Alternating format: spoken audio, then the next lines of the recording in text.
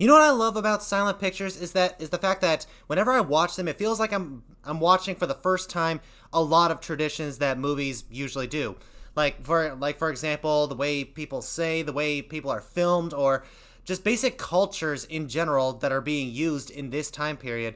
And also, I do like to see the cultural change between from what it used to be in the 1920s to now in 2022. You could definitely see a major change and shift from culture-wise when you watch a lot of these older films. And I find that to be absolutely fascinating. And this movie definitely does put its mark in history. And that's mostly because of its director, Oscar Micheaux, if I'm pronouncing that correctly. So Oscar Micheaux is an African American. He directed this movie, he produced it, he also wrote it, and he also did the exact same thing in all three with 40 other movies that he has made. And not only that, but he was an author, he was a landowner, he was a publisher. So basically, he was a man of many, many talents. And for this movie, basically he puts a mark in history for African American cinema. And I find that to be absolutely fascinating. So, Within Our Gates is the oldest surviving film that was directed by an African American, and you can kind of tell by the quality of this film is that it definitely looked like it was damaged over time. It looked like it was fading in a couple scenes. Sometimes I couldn't even see what was going on, but thanks to the Library of Congress, we now get to see this movie. And we get to see this movie. This movie was saved, and I'm really hoping that this movie gets protected, especially with the messages it has and all such, and also its cultural meaning. The fact that this was not a film made by of course white people. This was made by an African American. So within Our Gates, I find it to be a very fascinating movie. I'm really glad that they used actual African Americans in this movie, and it kind of shows really what life was like in the United States, especially in the year 1920. And for a second, I thought it was going to be a film that was going to be taking place in like 1880 and how bad the time period was of that. But no, this is taking place in, well, for a movie's perspective, present day. It stars a woman named Sylvia. Sylvia is a teacher at this school. However, this school is running out of money insanely fast, and they are about to close down. And, well, for 1920 in the South, I think you can kind of guess why it's getting so bad. So she has to go north to find somebody who has money that's willing to pay $5,000 to save this school.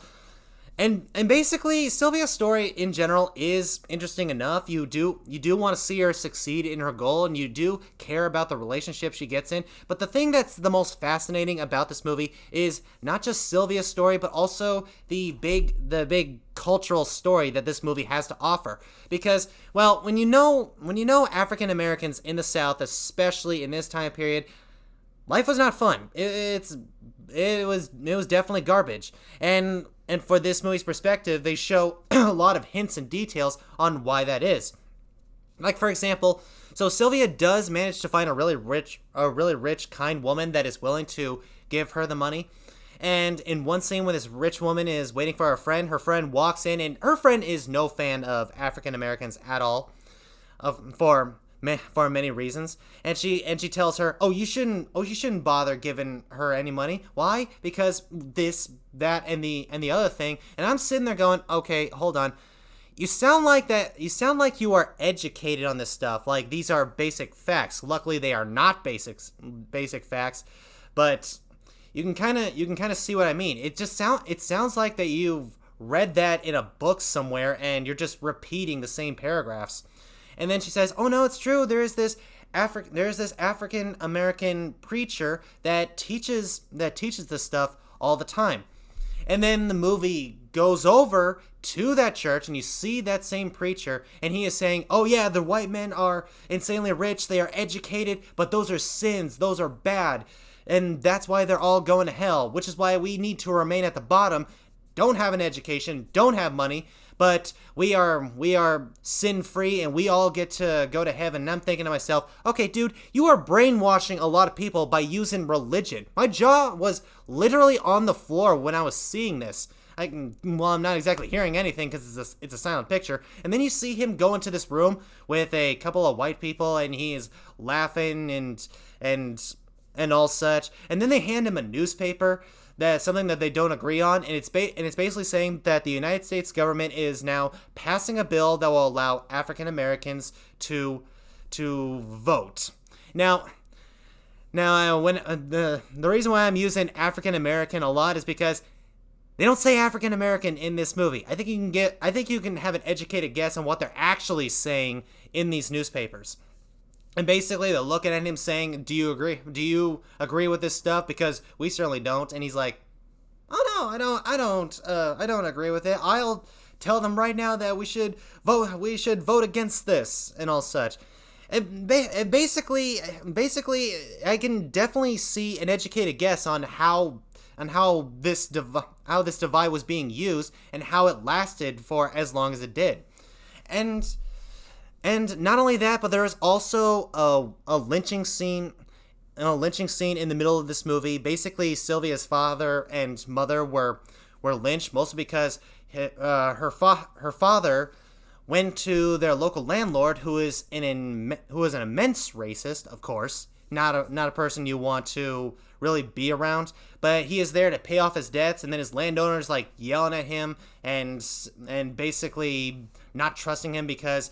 Why would an African American have that amount of money? Gee, I don't know. I mean, people work.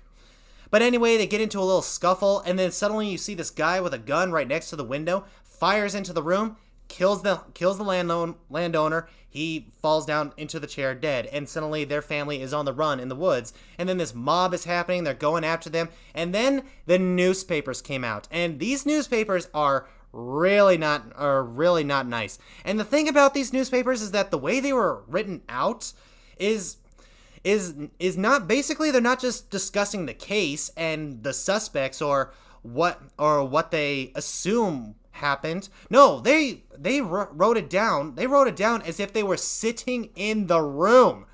Like they were saying, yeah, the guy, he walked in, he was hammered out of his mind. The landowner was all peaceful and kind and begging for his life, and it's one of those newspapers, and I'm thinking, oh my gosh, this is brainwashing and manipulation to the max. Gee, where have I seen that before in the media? And another thing about this whole situation that I would have to mention, it was actually an African American servant of that landowner that started this whole manhunt in the first place. So this director is not shy of showing that there were African American people turning on their own people for their own benefits. And that I find absolutely fascinating. So I gotta say, Within Our Gates, that's basically what the whole movie, that's what the title of the movie is about, is definitely worth watching. If you are very interested in Black history or African American history or the successes, this is definitely a movie to check out. It may not be a movie that would really bring you into the silent picture era, but it is definitely worth checking out. And there are so many moments where I did find this movie really fascinating, and I will say this movie is definitely a classic. So guys, Within Our Gates, have you seen it? What did you think of it? Whatever you thought, comment down below. If you have any opinions about it, I'd like to hear about it. Also, don't forget to leave a like, subscribe, and share my videos as much as possible so I can finally get monetized and challenge other reviewers to do the same exact challenge. And I'll see you in the next video. Bye.